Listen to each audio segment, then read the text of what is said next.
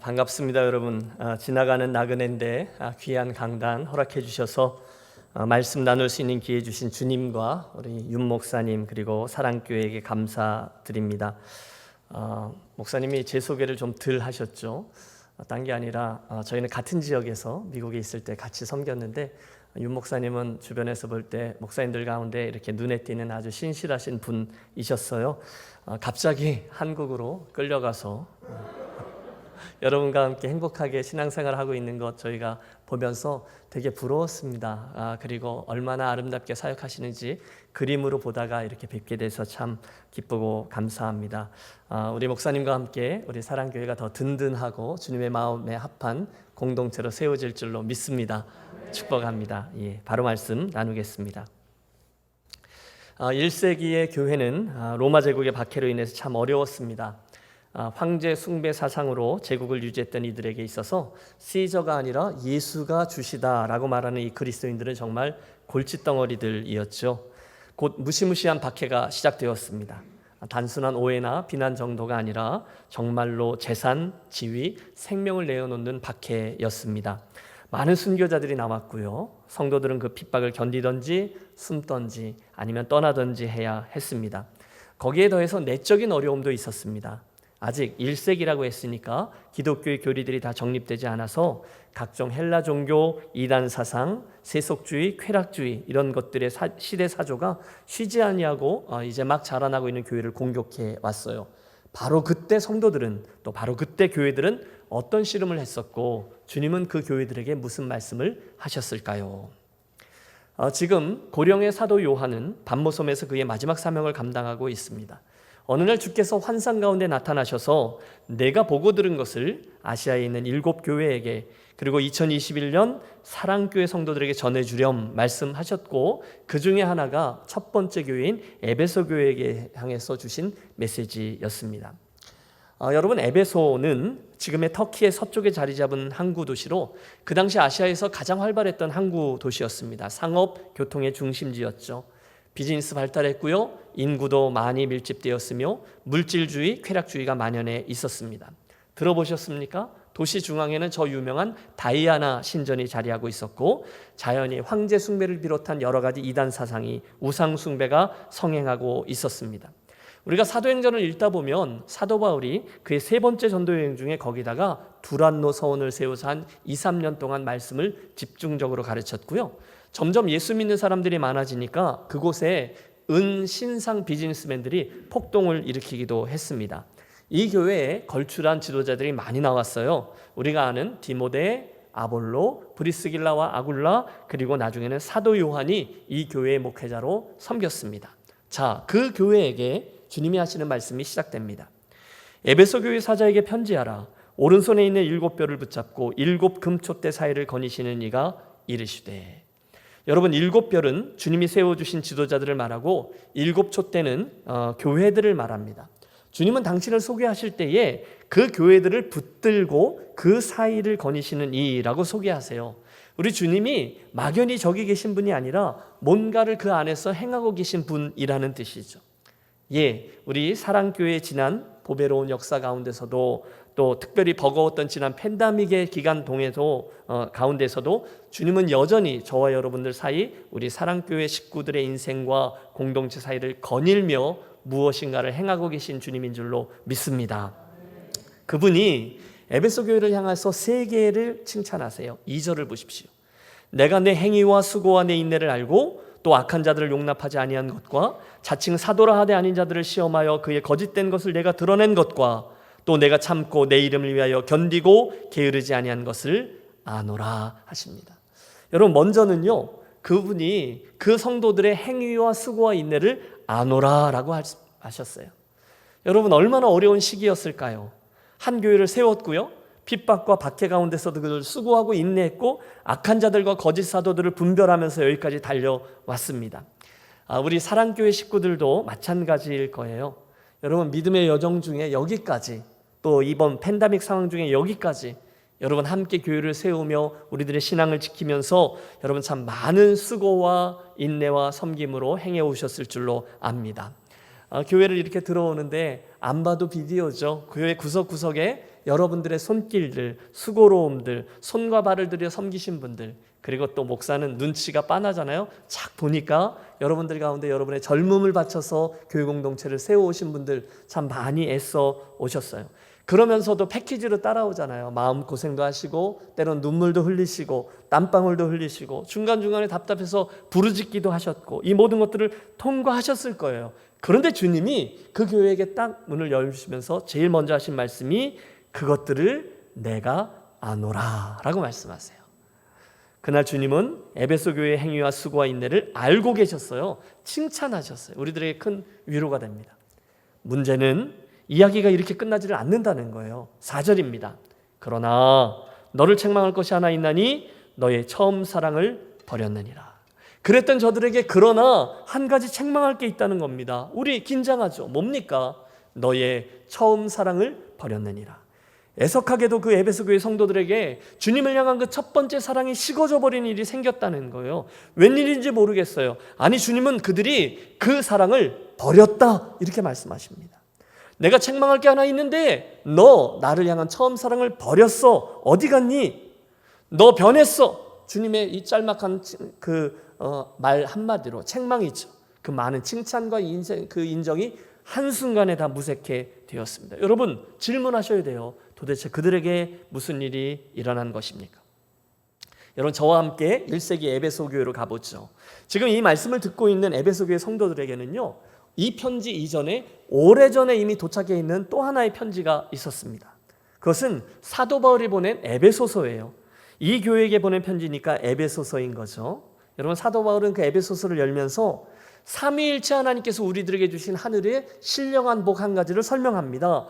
예수 믿고 복 받았습니다. 무슨 복입니까? 할 때 우리가 설명할 수 있는 삼위 하나님이 주신 축복이라는 거예요. 잘 들어보세요. 첫째, 성부 하나님은 우리를 선택하셔서 예정하셨습니다.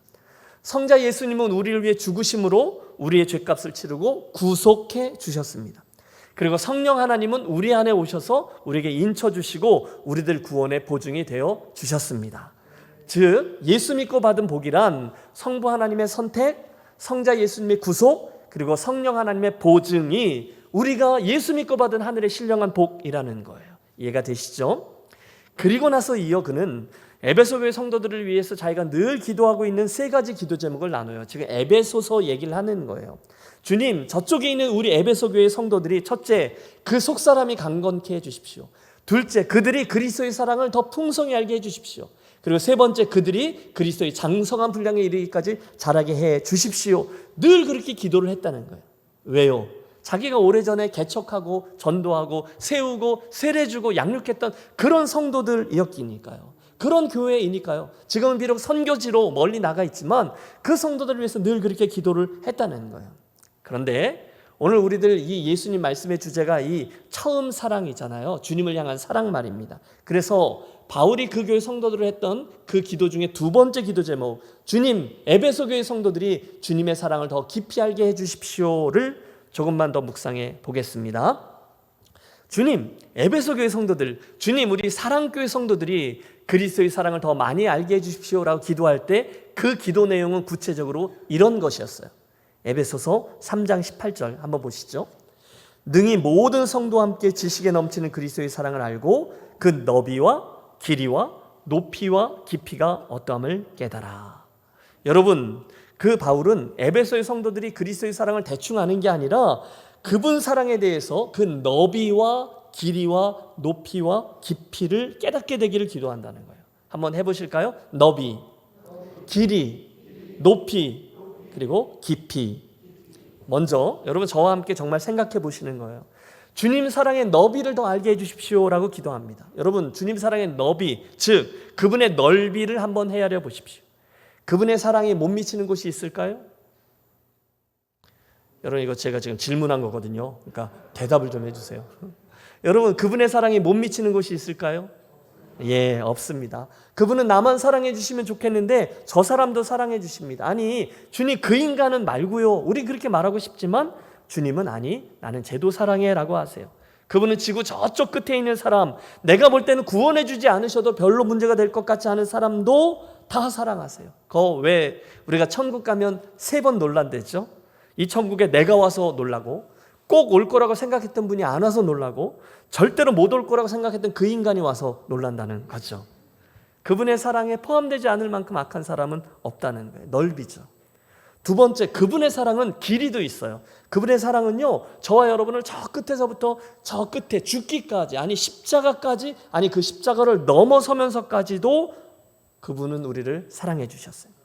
그분 사랑의 높이는 또한 어떠합니까? 그분 사랑의 높이는요, 저 하늘 높은 곳에서부터 이 낮은 곳에 있는 나에게 이르기까지 그렇게 높아요. 그리고 그분 사랑의 깊이도 있죠. 심원성입니다. 그분의 사랑은 저 깊은 곳까지 우리를 용서하시고 또 용납하시는 사랑입니다. 결국 이 모든 것들을 헤아린 후에 영국에 있는 존 스타트 목사님은 이렇게 선언하세요. 그리스도의 사랑은 모든 인류를 포함할 정도로 넓고 영원토록 계속될 만큼 길고 가장 타락한 죄인에게 도달할 수 있을 정도로 깊고 그 영혼을 저 하늘로 올릴 수 있을 만큼 충분히 높다. 아멘. 사랑하는 여러분, 시간이 가면 갈수록 예수님을 믿으면 믿을수록 우리 주님의 이 큰 사랑을, 여러분 우리가 사랑교회 식구들인데 주님의 사랑을 날마다 더 많이 알아가고 누리게 되는 여러분들이 되시기를 축복합니다. 그분의 사랑을 더 많이 알면요, 똑바로 해라, 왜 그것밖에 못하냐, 열심히 해라, 이런 잔소리가 필요 없잖아요. 그분의 사랑을 알고 누리게 되면 충성, 헌신, 봉사 이런 게 누가 말하지 않아도 저절로 잘해요. 한마디로 그분의 사랑을 알게 되면 나머지는 너무너무 쉬워집니다. 자, 그렇다면 서론이었는데 그 사랑을 입은 저와 여러분이 한 명의 성도로서 대답해 보십시오. 주님이 여러분에게 그런 사랑을 베푸셨는데 오늘 저와 여러분의 주님을 향한 사랑은 어떠하십니까? 여러분, 주님 사랑합니다, 우리 모두 이렇게 고백하시잖아요. 그때 저와 여러분의 사랑은 과연 얼마만큼인 것 같으십니까? 주님 사랑합니다라고 고백할 때 여러분의 가슴은 여전히 뜨겁습니까? 여러분의 눈시울은 여전히 뜨겁고 눈물이 붉어지고 있습니까? 예 라고 대답하시는 분들은 참 감사합니다. 네, 참 귀하세요. 그런데 혹시 말입니다, 혹시나 우리들 가운데 예 당연하죠, 주님 제가 사랑하죠 라고 말은 하지만 그때 내가 알잖아요. 말은 그렇게 하는데 오늘 내게 옛날만큼 그 만한 그런 여탄 벅참도 없고 기쁨도 없고 메마른 가슴만 남아서 이 설교자의 질문이 좀 부담스럽게 느껴지시는 분 말입니다. 목사님, 저도 한때는 주님을 뜨겁게 사랑했었습니다. 예, 감사합니다. 그런데 여러분, 안 그랬던 분이 어디 계십니까? 목사님, 저도 그랬는데 오늘은 약간 부끄럽습니다. 물론 제가 주님 사랑했었죠. 그런데 이 퍽퍽한 서울살이가, 이 삶의 현실이 어느덧 제 눈을 좀 가리운 것 같습니다. 오늘 좀 부끄럽네요. 그때 주님이 말씀하신 거예요. 그러나 너를 책망할 것이 하나 있나니 너의 처음 사랑을 버렸느니라. 여러분, 우리에게는 모두 그랬던 추억이 있습니다. 저는요, 유치부 시절에 제가 모범 유치부 학생이었거든요. 유치부 시절에 저 가운데 서서 한 3살, 4살쯤 됐을 거예요. 마이크를 이렇게 붙잡고 복 있는 사람은 악인의 꾀를 쫓지 아니하고 이렇게 시편 1편을 낭낭하게 암송했던, 그랬던 기억이 있습니다. 여러분, 목사가 말하면 좀 믿어주시기 바랍니다. 그때 성도들이 저를, 제 꼬마 때니까 저를 쳐다보면 굉장히 신기했던 그 눈빛을 제가 기억하고 있어요. 저는요, 요 정도 되는 빨간색 그 어린이 성가대 가운을 입고 땀을 뻘뻘 흘리며 기쁜 얼굴로 목소리 높여 찬양하던 어린이 성가대 때의 기억도 있어요. 제가 초등학교 6학년 때 청년부 언니 오빠들을 따라서 오산리 금식기도원, 그 무시무시한 곳에 가서 그것도 기도굴 속에 들어가서 열심히 기도했던 기억이 선명합니다. 제가 중등부 시절 첫 번째로, 그때는 산상수양회 이런 거 많이 갔잖아요. 거기에 끌려가서 강가의 자갈밭에, 중학교 1학년 때예요, 밤하늘의 별들을, 쏟아지는 별들을 바라보며 쭉 그렇게 부르짖던 그날 밤과 별들을 여전히 기억해요. 그뿐이 아니에요. 제가 고등부 시절에 헌신을 다짐하며 제가 신학교 가겠다고, 제 인생 주님의 것이라고 눈물로 고백하던 지하 기도실의 곰팡이 냄새를 여전히 기억합니다. 여러분도 그러실 겁니다. 여러분들에게는 각각 주님의 사랑에 감격해서 주님 저도요 라고 고백했던 시간들이 있으셨을 겁니다. 주님 제가요 주님 사랑해서 눈물을 흘렸잖아요. 주님 제가요 주님 사랑해서 이런 일 저런 일 했잖아요. 주님 제가 주님 사랑해서 그때 그렇게 섬겼잖아요. 그렇게 헌신했잖아요. 주님 혹시 그 기억 안 나세요? 나지. 내가 내 행위와 수고와 진리를 따른 것과 인내한 것과 나를 위해 헌신한 것을 다 알지. 그러나 지금 내게 너를 책망할 것이 하나 있나니 너의 처음 사랑을 버렸느니라. 이런 상상을 해봐요. 여러분 1세기의 교회라고 했으니까 틀림없이 가정교회였을 거예요. 우리들이 드리는 구역예배의 그런 상황 말입니다. 에베소의 어디 보나마나 좀 거실이 넓은 집이겠죠. 거기 누군가의 집에 모여서 예배하던 성도들에게 바울 선생님의 회람 서신이 하나 도착했다는 거예요. 와, 여러분 우리 교회를 목회하시고 개척하셨던 바울 선생님의 편지가 도착했어요. 와, 정말요? 빨리 읽어주세요. 무슨 말씀을 하셨을까? 여러분 그러지 않았을까요? 바울은요 우리들에게 복음을 전해주고, 아니 우리 아버지 어머니에게 복음을 전해주고 믿음의 기초를 닦아주고 양육해주고 직분자로 세우고 그랬던 분이시잖아요. 늘 우리가 영적인 아버지로 인정하고 늘 존경하고 우러러보던 그런 분이셨잖아요. 그러니까 모두들 큰 기대감을 가지고 모여 앉은 거예요. 곧 한 분이, 아마 목소리 좋은 분이 읽기 시작했겠죠. 여러분 에베소서인데요, 에베소서를요 한 자리에서 쫙 읽어보십시오. 6장밖에 안 되는데 바울은 그 편지 내내 복음의 영광 그리고 예수 그리스도의 교회됨에 대해서 뜨겁게 역설합니다. 그게 읽히기 시작하는 거예요. 그때 여러분 상상력을 동원해 보십시오. 자연히 모여 앉은 성도들은 정말 한 절 한 절 그 메시지에 반응하면서 아멘 아멘 결단하며 들었을 거예요. 그렇지, 그게 맞지. 그래, 내가 바울 선생님의 권면대로 그렇게 복음과 교회를 껴안고서 내 남겨져 있는 인생을 완주해내야지. 비록 오늘 이러저러한 박해도 있고 어려움도 있지만 내가 반드시 승리해야지 결단하며 듣는 거예요. 너무 행복한 거죠. 너무 감사한 거죠.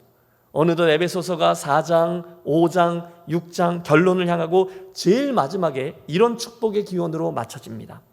우리 주 예수 그리스도를 변함없이 사랑하는 모든 자에게 은혜가 있을지어다. 아멘. 여러분 이 마지막 축복의 메시지를 듣는 순간 그들의 가슴이 얼마나 뛰었을까요? 얼마나 설렜을까요? 우리 주 예수 그리스도를 변함없이 사랑하는 모든 자에게 은혜가 있을지어다. 그렇지, 우리는 예수 그리스도를 그렇게 사랑하는, 변함없이 사랑하는 자들이지. 그래, 내가 끝까지 그분을 그렇게 사랑해야지. 그게 그들의 뛰는 가슴이요 주님 향한 사랑이었어요. 그런데 금방 30년이 지난 거예요. 그때로부터 30년이 지난 거예요. 그때 함께 말씀을 듣고 함께 그런 삶을 결단했던 성도들 중에 여러 명이나 믿음을 지키다가 순교자의 길을 갔습니다. 또 늙어서 세상을 떠난 분도 있습니다. 그리고 어쩌면 그때 그 편지를 들을 때 그 청년부 형제 자매들이 반짝반짝 빛나는 눈으로 결의에 차 있던 그 청년 부원들이 30년이 지났으니까 지금은 에베소 교회의 집사, 장로, 권사가 되어서 열심히 교회를 위해서 수고했고 인내했고 진리를 지켰고 교회를 세웠어요. 그런데 그랬던 이들에게 주님이 요한계시록을 1장을 딱 펴고 인사하고 2장에 들어가자마자 이렇게 말씀하시는 거예요. 참 잘했다 에베소 교회야, 너무 수고했다. 그러나 사랑하는 교회야, 내게 너를 책망할 것이 하나 있나니 너 그때의 그 처음 사랑을 버렸구나. 그 사랑이 어디 갔느냐. 여러분 얘기 길었죠? 여기까지가 이 이야기의 시작입니다. 저는요 유학 생활을 미국에 있는 켄터키에 있는 시골 학교에서 했는데, 여러분 켄터키 아세요? 거기에 켄터키 프라이드 치킨 1호점이 있는 동네입니다. 거기서 공부를 했는데요, 학업을 마칠 때쯤 돼서 정말 기적적인 방법으로 달라스에 있는, 그러니까 미국 중남부 제일 가운데 있는 데인데 텍사스에서 첫 번째로 세워진 교회에 부름을 받아 가게 되었어요. 이건 인터내셔널 학생이 아주 이렇게 가장 오래되고 딱 안정되어 있는 교회 담임 목사로 불려가는 건 정말 기적적인 일이었거든요. 그래서였는지 그 당시 저는요 입만 열면 이렇게 기도했습니다. 저같이 부족한 사람을 이렇게 귀한 주님의 교회에 라고 말입니다. 매일 그랬어요. 한 2달 매일 새벽 예배 때마다 울었습니다. 왜? 주님의 사랑이 너무 감사해서, 주님 은혜가 너무 컸어요. 그런데 1년이 지나고 2년이 지나고 이런저런 일들도 통과하고 그러면서 교회는 좀 뭔가가 되는 것 같고 사람들도 나를 막 주목해 주는 것 같고 막 그러는 거예요. 그러던 어느 날 이거 뭔가 크게 잘못됐네 라는 것을 깨닫습니다. 그것은 한순간 제 입에서 나오는 이야기가, 말이 달라졌다는 것을 발견한 거예요. 그때 저는 저도 모르게 이 사람들이 점점점 이런 말을 내뱉고 있더라고요. 불평을 하고 있더라고요. 그 뒤에 생략된 말이 뭔지 아시죠? 점점점에 나를 어떻게 보고 나를 이렇게 대우해? 배불렀구먼. 교회가 몇 년 전에 어떤 모습이었는지 까먹었구먼. 여러분 이해가 되세요? 제가 깜짝 놀랐습니다. 빨간불이다. 정신 차려라. 지금 에베소 교회가 그 위기 앞에 선 거예요. 주님을 사랑했던 그 청년들이 어느덧 냉소적으로 바뀐 겁니다. 나도 다 해봤어. 누군 뭐 다 안 해봤나? 열심히 안 해봤나? 이상하게 내 안에 있던 주님 사랑, 내 안에 있던 교회 사랑이 썰물과도 같이 빠져나간 거예요. 물론 여러분 오해하지 마십시오. 그들은 열심히 수고했습니다. 행위도 인내도 잘했습니다. 사랑교회를 예를 들어보면 너무도 열심히 섬겼습니다. 인정도 받았습니다. 그 중에 어떤 이들은 직분도 받았습니다. 그런데 문제는 그 마음속에 주님을 향한 이 첫사랑이 사라져 있었다는 거예요. 그분을 사모하는 마음이 사라진 거예요. 예배의 자리에 나와도 주님 오늘 내게 무슨 현재형의 말씀을 주시려나, 무슨 도전으로 나를 깨우시려나, 이런 것보다는 그 예배가 그 예배지, 뭐 내가 예배를 한두 번 드렸나? 나는 참 예배를 많이 드렸어, 이러고 앉아 있는 거예요. 별로 기대감이 없는 거예요. 하나님이 이 서울 땅에 이렇게나 교회가 많은데, 하나님이 우리 사랑교회에 이렇게 식구들이 많은데 왜 우리 교회에게, 아니 왜 나에게 은혜를 주시겠어? 여러분 전혀 갈망함이 없어요. 왜 그런지 모르겠어요. 어느덧 가슴 설렘도, 은혜에 대한 사모함도, 그분을 향한 목마름도, 간절한 내 영혼의 부르짖음도 다 사라진 거예요. 한마디로 오늘 내 안에 그분을 향한 사랑을 내가 느낄 수가 없는 거예요. 내가 그걸 알아요. 괴롭죠. 그때 주님이 말씀하십니다. 내 처음 사랑은 어디 갔느냐. 지금으로부터 정확히 30년 전에 제가 신학교 졸업반 11월 초에 결혼을 했는데요. 곧 2월 달에 졸업식 후에 대학원을 시작하고 교편 생활을 하고 있던 아내에게 기대서 공부하고, 그러다 유학을 가고, 예, 목사님 사진이 너무 일찍 나왔어요. 조금만 가려주다 좀 이따가 띄워주세요. 예. 제가 이제 신학과 4학년 학생 졸업반 때 얘기해요. 한창 그런 생각을 하고 있을 때였어요. 그 당시 제가요, 나름대로 이렇게 엘리트 의식에 사로잡혀 있어서 그 당시 우리들의 로망인 독일 유학을 꿈꾸고 실제로 막 유학원 찾아다니면서 팜플렛도 이렇게 모으고 막 그랬습니다. 그런데 이제 12월 달에 종강하면 1월, 2월 방학하고 2월 달에 졸업하면 이제 전도사 생활을 시작하고 또 그때부터 대학원 과정을 시작하는 거잖아요. 그런데 그 12월 달에 갑자기 우리 교단에서 전도사 후보자 교육이라는 걸 한다는 거예요. 그러니까 이번에 신학과를 졸업하면서 정식으로 전도사가 될 사람들을 모아놓고 교육을 하는데 저희가 1회였어요. 아이고, 여러분 제가 1회를 강조했는데, 그러니까 우리 선배님들까지는 그런 거 안 했는데, 아니 우리 기수부터 그걸 해야 된다는 거예요. 그러니까 뭐 입이 이만큼 나와가지고 여러분 꼭 예비군 훈련 끌려가 앉아있는 사람들처럼 억지로 저희 가서 앉아있는 거예요. 뭐 이런 걸 하라 그래? 할 수 없이 앉아있는 거예요. 그런데 글쎄 강사로 오신 분들이요, 저희가 철없는 학생일 때 맨날 우리가 흉보고 뭐라고 하던 은퇴하신 노 목사님들이셨어요. 이게 너무 부끄러운데요, 그 외에 설교도 되게 못하시고 공부도 많이 못하셨고 융통성 없으시고 고리타분하시고 고집 세시고 악명 높으시고, 우리가 볼 때, 철없는 우리가 볼 때 그런 은퇴하신 노 목사님들이 강사로 오셨으니 억지로 온 그 세미나에 기대감이 전혀 없죠.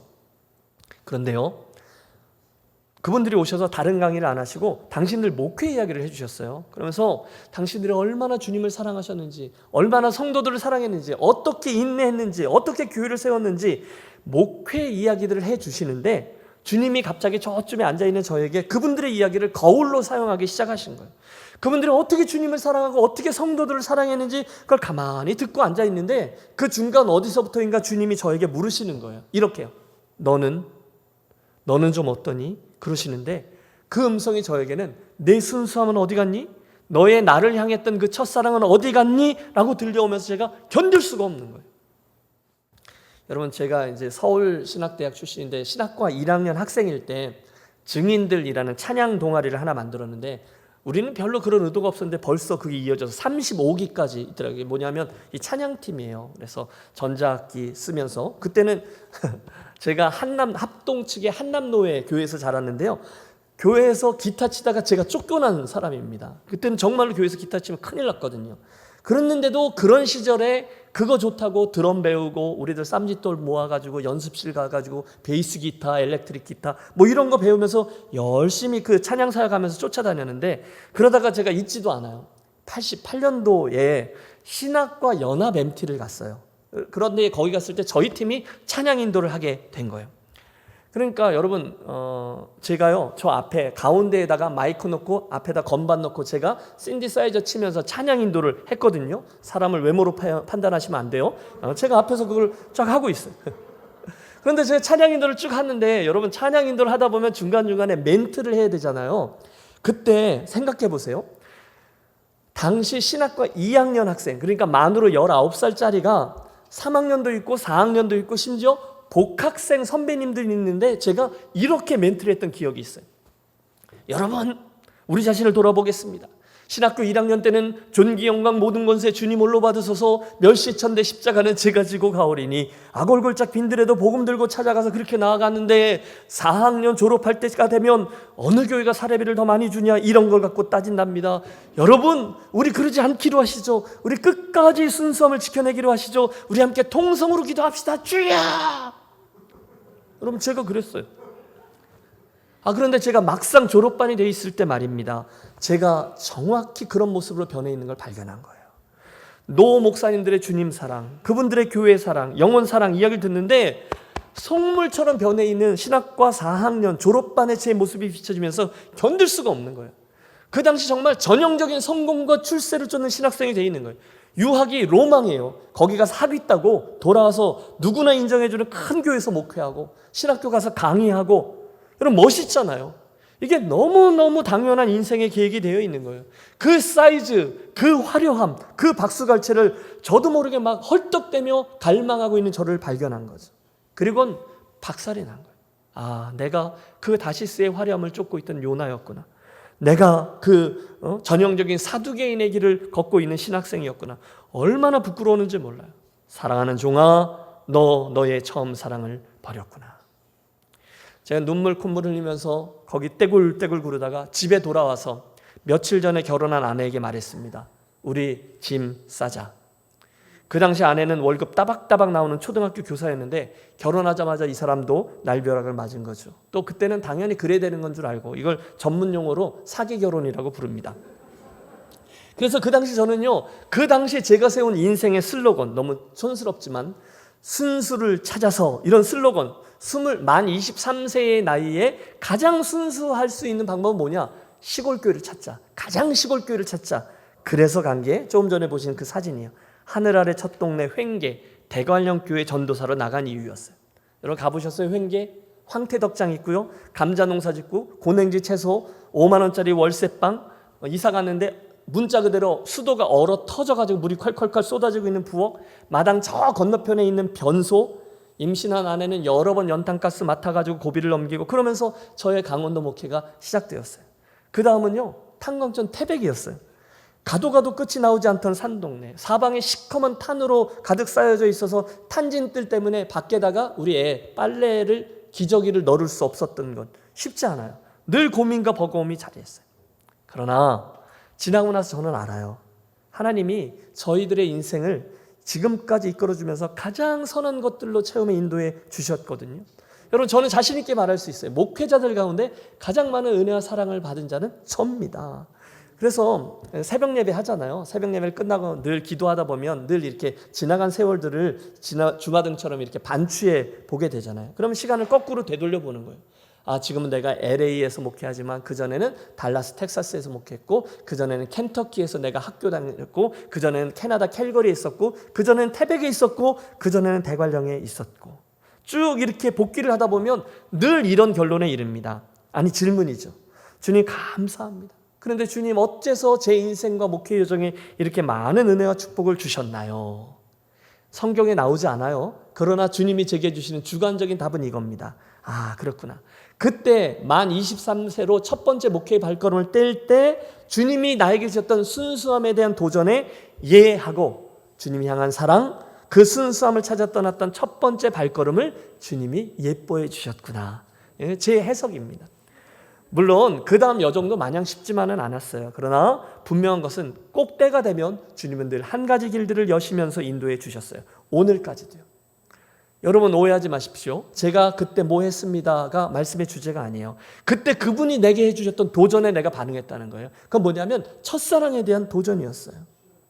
그분을 향한, 틀림없어요, 그분을 향한 첫사랑을 오늘 내가 현장으로 붙들고 있느냐 아니냐가 오늘 내 믿음의 행태를, 또 신앙의 컬러를 결정짓습니다. 제 부끄러운 이야기를 드렸는데 여러분의 이야기도 있으실 거예요. 여러분들의 그때 말입니다. 여러분의 그곳에서 절절했던 주님에 대한 감사와 사랑과 헌신의 고백들이 있으셨을 거예요. 그렇다면 이 밤 사랑하는 여러분, 그곳으로 가 보십시오. 모르겠어요. 여러분이 어릴 때 자라나던 그 교회의 주일학교의 어느 아침, 여러분이 학생회 때 가서 기도하던 산상수양회, 여러분이 처녀일 때, 총각일 때 참석했던 그날의 부흥회, 참 곤고하고 힘들었지만 그래도 내가 믿음으로 살아보아야 되겠다고 피곤함을 떨치고 나와서 무릎을 꿇었던 그 금요일 밤, 아니면 어떤 새벽 예배당, 처음 직분을 받아 헌신하셨을 때 그 임직식, 저는 몰라요 언제인지. 그러나 여러분은 아세요. 그런데 그때에 비해 오늘 여러분의 모습은 어떠하십니까? 혹시 나는 그날 주님으로부터 이 지적을 들어야 했던 에베소 교회 성도들은 아닙니까? 사랑하는 아들아, 사랑하는 딸아, 너의 나를 향한 그 사랑이 어디 갔느냐. 자, 이제 여러분 어떻게 하시겠습니까? 너무도 감사하게도 그 다음에 들려오는 주님의 음성은 심판이 아니었어요. 그러니까 임마 너 관도, 포기가 아니었어요. 대신에 그런 저들을 향한 주님의 말씀은 권면이었어요. 할렐루야. 그들을 선대하시는 거죠. 여러분 얼마나 큰 은혜인지 몰라요. 또 기회를 주세요. 5절을 보십시오. 그러므로 그들에게 주신 말씀이에요. 어디서 떨어졌는지를 생각하고 회개하여 처음 행위를 가지라. 아멘. 그렇죠? 주님은요, 당신의 백성들, 당신의 교회가 그렇게 퍽퍽한 가슴으로 계속 그렇게 걸어가기를 원치 않으세요. 내버려 두시지 않으세요. 너 그런 식으로 한단 말이지, 처음 사랑 다 떨궜단 말이지, 네 마음대로 해봐라 고얀 놈. 여러분 주님이 이렇게 나오셨다면 우리는 갈 곳이 없죠. 그런데 주님은요, 그들에게 다가가셔서 혹시나 식어진 가슴을 잡고 걷는 저와 여러분에게 당신의 사랑이 담긴 3가지 권면 주고 계세요. 첫째는 생각하라. 해보실까요? 생각하라. 둘째는 회개하라. 그리고 셋째는 처음 행위를 가지라. 처음 행위를 가지라. 3가지. 그러면 이제 그 3가지를 해 보시겠습니다. 가장 먼저 주님은 생각하라 하세요. 그러므로 어디서 떨어진 것을 생각하고, 여러분 그 첫사랑을 어디서 떨어뜨렸는지를 생각해 보십시오. 정말로 해 보십시오. 도대체 나에게 무슨 일이 벌어진 것입니까? 여러분 도대체 나의 주님을 향한 또는 영혼을 향한 그 사랑을 나는 언제 어디서 떨군 것입니까? 뻔하죠. 뭐 그때의 그 일 또는 그 사건 또는 그 사람 때문일 것입니다. 여러분 목회자로 살다 보면 학창시절에 또는 청년부 시절에 그렇게 뜨거웠고 그렇게 열심히 했다고 하시는 분들을 종종 만나요. 그런데 지금 그 얘기를 한다는 것은 지금은 그렇지 못하다는 얘기잖아요. 여러분은 어떠세요? 여러분은 언제 여러분의 뜨거웠던 그 주님 사랑을 놓치셨습니까? 혹시 학교 다니실 때요? 혹시 서울로 여러분 삶의 본거지를 옮기셨을 때요? 또는 우리 사랑교회를 섬기다가 그 중간중간에 있었던 그 일과 그 분으로 인해서 생겨났던 어떤 사건 사고 때문에요? 그때 그분이 나를 쳐다보던 그 눈빛 때문이요? 너무 많죠, 시나리오는. 그러나 분명한 것은 그런 어떠한 이유로 인해서 내가 주님을 향한 사랑을 놓치게 됐다는 거예요. 내가 손해봤다는 거예요. 그걸 어디서 떨궜는지를 생각하여 찾아내라는 거예요. 여러분 그러면 지금 정말 해보겠습니다. 여러분 지금 우리가 잘 판단하셔야 될 게 있어요. 그것은요, 그때 말입니다.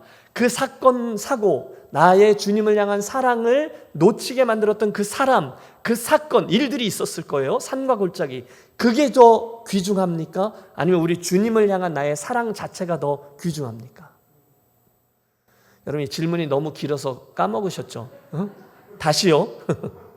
여러분이 주님을 향한 사랑을 놓치게 만들었던 그 일과 사건이 더 중요합니까? 아니면 주님을 향한 나의 뜨거운 이 사랑이 더 중요합니까? 이것이 두말할 필요가 없죠. 이게 훨씬 더 귀하죠. 주님이 향한, 주님 때문에 흘렸던 나의 눈물, 주님 때문에 가슴이 막 뛰던 가슴-뛴 절절한 고백이 훨씬 더 귀해요. 생각하라. 특별히 어디서 떨궜는지를 여러분 정말로 생각해 보세요. 두 번째 권면도 있습니다. 그걸 생각했으면 두 번째는 회개하여입니다. 여러분 회개하십시오. 뭘 회개합니까? 그 사랑을 놓친 실수 말입니다. 이유는 있었을 거예요. 사탄에게 속았던지, 이단 사상과 싸우다 그랬던지, 나의 영적인 게으름 때문이든지, 또는 지난 교회 역사 속에서 만났던 산과 골짜기 때문이든지, 아니면 지난 이번 팬데믹 때문이든지, 무엇이 되든지 오늘 내가 내 욕심만큼 주님을 사랑하지 못하게 중간에 어디서부터 떨구었던 그 행위를 회개하라는 겁니다. 주님, 제가 그 덜 중요한 일과 사건과 사람 때문에 주님을 향한 그 사랑을 제가 놓쳤네요. 용서하세요. 정직히 말씀드리십시오. 그 다음은요, 세 번째 권면인데 처음 행위를 가지라. 다시 말하면 그곳에 가서 회개했으면 가만히 있는 게 아니라 적극적인 행위로 내가 의지를 동원해서 주님 향한 사랑을 회복하고 처음 행위, 맨 처음 주님 사랑할 때 내가 가졌던 그 마음과 행위를 회복하라는 거예요. 중간에 내가 나에게 문제가 있구나를 감지할 때가 있어요. 여러분 목회하다 보면 저도 별일들이 많잖아요. 나에게 문제가 있구나. 그때 뭘 하는지 아세요? 그때 그곳으로 돌아가는 거예요. 그날 나를 그 강원도 목회지로 처음 향하게 했던 그때 그 자리에 그 첫 마음으로 돌아가는 거예요. 그 교단 교육이 있던 자리에서 내게 무슨 일이 일어났는지, 주님이 나에게 뭘 도전했는지, 내가 그때 주님께 무슨 기도를 드렸는지, 그때 내가 붙들고 떠났던 내 젊은 날 생의 모토가 무엇이었는지를 돌아보는 거예요. 그리고 그리로 가서 처음 행위를 다시 붙드는 겁니다. 순수를 찾아서 그러면 정신을 차릴 수 있는 거죠. 제 삶의 우선순위가 다시 매겨져요. 그렇지. 성공 추구, 사이즈 추구, 화려함 추구, 사람들의 박수갈채와 인정 추구, 그런 걸 꿈꾸면서 나도 모르게 잊어버리고 있던 주님을 향한 순수함과 열정과 주님을 향한 사랑과 헌신을, 그걸 내가 되찾아야지. 그러면서 마음속으로 정말로 그 강원도 길을 가는 거예요. 여러분 지금도 서울을 다녀보면 있더라고요. 거기에 1톤인지 1.5톤짜리 조그만 포토 용달차 있잖아요. 거기다가 신접살림, 전도사가 신접살림 뭐 있겠어요? 조그만 장롱 하나, 그리고 책상, 그리고 옷가지들 몇 개, 그리고 부엌 살림들 몇 개, 그거 싣고서 진눈깨비를 뚫고 달려가던 그 어둑어둑한 영동고속도로의 1차선 길, 그리고 그 이사를 도와주겠다고 친구 하나가 쫓아왔는데 그 친구와 함께 제 아내와 셋이서 함께 자야 했던 그 낯선 단칸방, 그 목회지에서의 첫날 밤을 다시금 기억하는 겁니다. 그렇지, 거기지. 뭡니까? 제 삶의 옷깃을 다시금 여미는 거예요. 성경에 이런 순간은 많아요. 갈릴리로 가라, 베델로 올라가라, 길가를 기억하라. 다 그런 순간이죠. 여러분에게도 그런 순간이 있을 거예요. 말씀드렸죠? 여러분 고향 교회의 강단 앞, 우리 어머니가 늘 새벽 기도하시던 자리, 수양에 가서 주님을 만나고 헌신했던 장소, 여러분 옛날 그 은혜 받았고 뜨거웠던 부흥회 때 여러분이 무릎을 꿇고 앉아있다가, 그때는 또 철야기도 많이 했잖아요. 밤새도록 그 기도하면 비몽사몽간에 새벽에 눈을 뜨면 여기저기 흩어져 있던 방석들과 그 쾌쾌한 냄새 등등, 그 모든 것들을 생각하고 정말로 그리로 가서 생각하고 회개하고 처음 행위를 가지라라는 말씀을 따라서 그렇게 하는 거예요. 여러분 축복합니다. 오늘 이 밤이 저와 여러분의 인생에 바로 그러한 밤이 되어지시기를 바랍니다. 여러분 이게 정말로 중요한 이유는요, 만일 그렇게 하지 않으면, 지금 빨리 그렇게 하지 않으면 정말로 큰일이 날 것이기 때문이에요. 인생이, 여러분 동의하시죠? 너무 빨라요. 우리는 금방 주님 앞에 설 거예요. 그리고 나서 그 다음에 우리는 두 번의 기회가 없는 영원이란 시간을 우리 앞에 두고 있어요. 지금부터 우리들의 인생의 마침표를 찍는 그 얼마 안 되는 짧은 순간 동안 우리들이 결정하고 생각하고 또 주님을 섬기는 이 모습이 우리들의 영원이라는 삶의 질을 결정하게 될 거예요. 그러니까 오늘 반드시 정신을 차려야 되는 거죠. 제가 좋아하는 말인데, 그러므로 한 번 사는 인생, 한 번 믿는 예수, 한 번 드리는 헌신, 그런 인생의 기회에 가장 중요한 이것을 놓치면 큰일 나는 겁니다. 왜요? 만일 그리하지 않으면, 두려움과 떨림으로 이 말씀을 들으십시오. 만일 그리하지 아니하고 회개하지 아니하면 뭡니까? 내가 네게 가서 내 촛대를 그 자리에서 옮기리라. 주님이 말씀하셨어요. 여러분 어렵지 않아요. 만약에 에베소 교회가, 만약에 우리 사랑교회 성도들이 이 첫사랑을 회복하는 일을 오늘 하지 않는다면 주님이 뭐라고 말씀하셨어요? 내 촛대를 그 자리에서 옮기리라 하십니다. 뭐예요? 그 인생의, 그 교회의 생명의 역사, 영적인 역사, 구원의 역사가 더 이상 일어나지 않게 하겠다는 주님의 경고입니다. 경건의 모양은 있을 수 있어요. 그러나 경건의 능력, 즉 생명이 되살아나는 일은 일어나지 않는다는 것이죠. 그건 더 이상 성도가 아니라는 거예요. 그건 더 이상 교회가 아니라는 거예요. 언제요? 주님을 향한 이 첫사랑을 잊으면요. 아니 잃어버렸지만 다시 주님이 기회를 주셨을 때 다시금 되찾으려고 애쓰지 않으면, 그때는 돌들로도 아브라함의 자손을 만드실 수 있는 주님이 당신의 마음에 합한 다른 인생과 다른 공동체를 통해서 그 일을 행하시겠다는 거죠. 촛대를 옮기신다는. 그러므로 이 밤 우리 최고로 심각해지겠습니다. 주님이 에베소 교회를 향해 주신 이 경고는 오늘 이 땅에서 믿음의 길을 걷고 있는 저와 여러분 모두에게 심각하게 들려져야 되는 말씀입니다. 여러분 안타깝게도 요즘 한국 교회가 많이 바닥을 치고 있잖아요. 어렵잖아요. 그리고 개독교라는 욕도 많이 먹잖아요. 그리고 사람들에게 많은 이들이 가나안 성도가 되어서 교회를 떠나 있는 심령들이 너무너무 많잖아요. 여러분 그런 일들 가운데 정말로 주님이 촛대를 옮기는 일이 일어날 수 있다는 거예요. 더 이상 생명력 있는 복음이 선포되지 않아요. 언제요? 만일 그리하지 아니하면입니다. 만일 그리하지 아니하면 얼마든지 그럴 수 있다는 거예요. 기억하십시오. 성도에게 주님을 사랑하는 마음이 없다면, 주님 때문에 가슴 설레는 사랑이 없다면 그분은 아무것도 아닌 거죠. 여러분, 우리 사랑하는 우리 사랑교회, 더 이상 좋은 교회 이름이 없는 것 같아요. 사랑하는 우리 사랑교회의 미래를 꿈꿔보십시오. 여러분, 축복합니다. 우리 사랑교회 예배, 양육, 교제, 전도, 봉사, 선교, 차세대, 이 모든 것들이 정말 최고로 잘 되는 교회가 되시기를 축복합니다.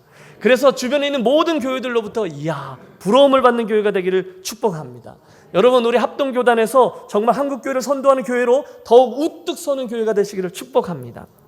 그러나 잊지 마십시오. 그때조차도 우리들의 가장 중요한 이 문제를 유념하셔야 된다는 거예요. 그 순간에 모든 게 다 잘 돼 보인다 할지라도 우리가 교회됨을 제대로 평가할 수 있는 기준점이 뭐냐? 이 첫사랑이라는 거예요. 주님 향한 사랑이 여전한가 아닌가가 진짜와 가짜를 나누는 기준점이 되는 거죠. 모세가 죽었어요. 그리고 가나안 정복 시대가 시작되는 첫날 아침입니다. 그날 아침에 얼마나 부담스러움 가운데 눈을 떴겠어요. 여호수아 말입니다. 그 첫날 여호수아에게 이스라엘의 대표자들이 와서 이렇게 말합니다. 오직 당신의 하나님 여호와께서 모세와 함께 계시던 것 같이 당신과 함께 계시기를 원하나이다. 뭐죠? 여러분, 그 당시 주님은 물론이거니와 오늘날도 이 세상이 주변에 마음 둘 것 없이 이리저리 떠도는 영혼들이 우리 사랑교회에게 정말로 기대하는 것이 무엇일까요? 진짜 진품을 기대하는 거죠. 요즘 교회 다 형편없어, 그렇게 말하는 가난한 성도들조차 실은 그 마음속에 진짜 교회, 진짜 성도를 갈망하고 있는 거죠. 여러분, 이 지역에 새로 이사 온 분이 교회를 찾는다고 생각해 보세요. 요즘 사람들이 교회 건물이 멀쩡하고 반듯한 교회를 찾는다고요? 아이들 교육을 잘 시키는 교회를 찾는다고요? 재정이 든든한 교회를 찾는다고요? 접근성이 좋고 주차장이 잘 준비되어 있는 교회를 찾는다고요? 여러분, 거짓말이에요. 그렇지 않아요. 요즘도 사람들은 진짜 교회를 찾는 줄로 믿습니다. 그때 그 진짜 교회의 표지가 뭐냐? 처음 사랑이라는 거예요. 성도들이 정말로 주님을 사랑하는지, 그게 느껴지는지, 그 교회가 정말로 주님을 사랑하는지, 그게 회복되어야만 되는 것이죠. 오늘 설교의 마지막 포인트입니다. 그들에게, 그 처음 사랑을 되찾는 이들에게 주시는 주님의 영광스러운 약속이 7절에 나옵니다. 귀 있는 자는 성령의 교회들에게 하시는 말씀을 들을지어다. 이기는 그에게는 내가 하나님의 낙원에 있는 생명나무의 과실을 주어 먹게 하리라. 아멘. 주님의 이 말씀, 이 첫사랑을 회복하라라는 말씀을 듣는 이들, 거기에 순종해서 그 첫사랑을 되찾는 싸움을 감당하는 이들은, 이기는 그에게는 하나님 나라의 생명나무의 과실, 다시 말해서 영생의 축복을 반드시 주리라 라는 약속입니다. 더 이상 중요한 약속이 없어요. 그러면 우리는 반드시 이걸 해야 되는 거죠. 결론으로 스토리 하나를 나누겠습니다. 제가 캘리포니아로 오기 전에 달라스 텍사스에서 제가 8년 반을 목회했는데요. 그때 이제 저희 교회 가족들 가운데 5가정이 선교지로 파송되었어요. 우리는 잘해야 됐어요. 이렇게 찍히면 보내버렸거든요. 그런데 이제 그 중에 2010년도에 우리가 이제 3번째로 파송한 H 선교사 부부가 있어요. 이 친구들이 선교사의 삶을 꿈꾸고 있는 신학교 학생, 달라스 신학교 학생들인 걸 제가 알고, 1.5세 사역자들인데 제가 삼고초려에서 저희 교회에 데리고 와서 중고등부 전도사님으로 3년, 그리고 영어권 목사님으로 2년 이렇게 섬긴 후에 선교지로 파송할 준비가 되었어요. 이 친구들이 원래부터 웩이라는 선교단체의 시티 스터드 목사님의 고백, 만일 예수님이 하나님이시고 그분이 십자가에서 나를 위해 죽으셨다는 것이 사실이라면 내가 그분을 위해 드리는 어떤 것도 희생이라 할 수 없다, 이 고백을 늘 입에 달고 살던 형제였어요. 그러니까 감이 오시죠? 여러 해를 섬긴 후에 이제는 정말 선교지로 가야 되겠다. 그래서 교회 식구들이 이제 모금을 해서 펀드레이징을 해가지고 정탐 여행을 보냈어요. 그래서 이제 몇 군데를 쭉 몇 나라를 돌아보고 왔는데 이라크를 가겠다는 거예요. 여러분, 담임 목사 입장에서 거기 되게 위험하거든요. 그러니까 가겠다는 건 안 말리겠는데 조금만 덜 위험한 곳으로 가자. 아니야, 애도 아직 어린데 꼭 그런 데로 가야 되겠어? 사모님이랑 한 번만 더 의논하고 와. 그랬더니 가서 의논하고 와서는 이렇게 말했습니다. 목사님, 아내하고 의논했는데요, 이왕 할 거면 센 데 가서 하자입니다. 여러분 어떻게 말리겠습니까? 그래서 이제 보내놓고 몇 년 전에 IS 전쟁 크게 터졌잖아요. 그 전쟁 전에 제가 한번 다녀왔어요. 정말로 척박한 곳입니다. 3천만 명이나 되는 인구인데 나라 없이 유일하게 남겨져 있는 6개 나라에 흩어져 살고 있는 북쪽의 크루드 민족이에요. 네, 저런 동네입니다. 지난번에 IS들이 거점으로 삼았던 옛날의 니느웨, 지금의 모슬 땅인데요. 거기에서 아주 가깝습니다. 근데 거기를 이제 가게 됐는데 얼마 후에 전쟁이 터졌어요. 그래서 IS들이 막 진격해 와서 정말 모슬 땅을 점령하고 이 친구들이 사는 거 15분 거리까지 온 거예요. 그러니까 후방에 늘 기도하는 우리들의 마음이 무겁죠. 고민하다가 연락합니다. 잠깐만 좀 나왔다가 들어가자. 너무 위험해. 그대들은 지금 미국 여권 가지고 있잖아. 여러분 IS들이 미국 여권을 가진 사람들에게 어떻게 할지 너무도 자명하잖아요. 그래가지고 잠깐 좀 나오라고 하는데 여러분 이 친구들이 뭐라고 하는지 아세요? 목사님, 이 친구들은, 이 쿠르드 형제들은 지난한 역사 속에 수없이 많은 배신과 배반을 경험한 후에 오직 산만이 자기들을 품어주었다고, 산만이 자기들의 친구라고 말하는 형제들이에요. 저는 이들이 가장 어려울 때 그들과 함께 있어주고 싶어요. 그러면서 끝까지 그 자리를 지킵니다. 지금까지도요. 제가요 거기를 방문해서 그 친구들이 사는 동네에서 일주일 머물렀거든요. 거기가 좀 위험해요. 거기가 광야인데 뭐 특별히 어디 갈 데도 없어요. 그래서 제가요 괜찮다, 너네나 잘 살아라, 난 건들지 마라 계속 그러는데도 굳이 가야 될 때가 있다고 저를 태워가지고 어디를 가는 거예요. 거기를 한 40분 가는데 겁이 많이 났어요. 왜냐하면 여기가 분쟁 지역이어서 중간중간 검문소가 많은데요, 이번 검문소는 아랍 검문소고요, 다음번 검문소는 쿠르드 검문소고요, 이런 식으로 총든 사람들이 계속 지키면서 우리들 여권을 받다 뺐다 계속 이러는 거예요. 얼마나 무서운지 몰라요. 얼마나 긴장을 했는지 몰라요. 한 3, 40분 갔는데 거기 알퀴시라고 지난번에 IS들이 10만 명이나 되는 그 사람들을 다 내쫓고 도시를 파괴했던 그 알퀴시가 있어요. 빨간 지붕 사진인데 여러분 요 동네인데 저 빨간 지붕 밑에가 나훔 선지자의 묘라고 하더군요. 거기를 들렀다가 바로 옆에 있는 도시가 모슬인데 구약의 니느웨인데 너무 위험해요. 거기는 아랍 사람들이 꽉 잡고 있어서 포기하고 대신 그 모슬이 바라다 보이는 맞은편 산 위를 올라갔어요. 거기 갔더니 저런 성 호르미즈 스도온이라고 AD 640년경에 세워진 스도온이 있어요. 거기를 올라서 저 산 위에 여기저기를 구경하고 사진도 찍고 있는데 그 선교사님이 어느 한 장소에 딱 이르러서 대뜸 이러는 겁니다. 목사님, 여기가 옛날 요나가 니느웨를 바라보며 하나님께 투정했던 그 자리예요. 참 제가 뭐 쉽게 믿겠습니까? 에이 설마. 그랬더니 보세요, 이 주변에는 산이 없어요 라고 말하더군요. 그러고 보니까 정말 그런 거예요. 여러분 지금 저 가운데 저 끝에 보이는 이렇게 희미하게 안개 때문에 잘 안 보이는데 거기가 그 모슬 땅, 즉 니느웨이거든요. 그리고 동서남북 사방이 평지예요. 그리고 산이 여기밖에 없는 거예요. 이해가 되셨죠? 그러니까 요나서 4장에 보면 요나가 그 산 위에서 니느웨 멸망하는지 보려고 그랬다가 주님이 이렇게 박넝쿨 줬다가 벌레가 갉아먹고 나 죽여주세요 땡깡 썼던 그 자리가 바로 이 자리라는 거죠. 그래서 제가 막 감동이 돼가지고 우와 내가 이런 데 왔어 막 이러고 있는데 이 친구가 했던 말 잊을 수가 없어요. 그런데 목사님, 바로 여기가 그 정탐 여행 중에 하나님이 저를 불러주셨던 자리예요. 제가 얼마나 감동했는지 몰라요. 할 말이 없었어요. 그 친구가 그때 여러 나라들을 방문하면서 주님의 부르심을 찾았는데 바로 지금 이 자리에 섰을 때 하나님이 그의 마음에 그걸 줬다는 거예요. 너 이리로 오련? 그래서 갔어요. 그리고 거기를 거점으로 삼아서 지금까지 충성하고 있습니다. 이야기가 길었는데요, 무슨 말씀을 드리려는 것인가 하면 그 자리입니다. 그 첫사랑의 자리, 주님의 음성을 들었던 그 자리, 그의 십몇 년이 지났는데 아직까지도 그로 하여금 변치 아니하고 충성할 수 있게 했던 그 첫 자리 말입니다. 오늘 그 말씀을 드리는 거예요. 사랑하는 여러분, 여러분의 주님을 향한 첫 자리, 여러분의 주님을 향한 첫사랑은 안녕하십니까? 혹시 오늘의 말씀을 들으면서 나의 부족함을 보셨다거나 또 주님이 주신 어떤 특별한 도전 앞에 서신 분이 계시다면 우리 주님이 주셨던 말씀대로 행하겠습니다. 첫째, 어디서 그 사랑을 놓쳤는지를 생각하고, 둘째, 주님 제가 그 사랑을 놓쳤네요, 용서하세요, 회개하고, 셋째, 주님 제가 적극적으로 그 처음 사랑을 되찾기로 애를 쓰겠습니다. 이 세 가지를 우리 좀 같이 하겠습니다. 그때 주님이 주신 약속대로 주님은 오늘 기도하는 우리들에게 주님의 첫사랑을 회복시켜 주시고, 할렐루야, 남겨져 있는 인생을 참 기쁨과 감사로 이 길을 가게 해 주시며, 제일 마지막에 약속해 주신 하늘나라의 생명나무의 과실을 주며 구원의 확신, 하늘나라의 소망으로 우리를 다시금 채워 주실 것입니다. 그 회복의 은혜가 있는 이 밤이 되어지시기를 주의 이름으로 축원합니다.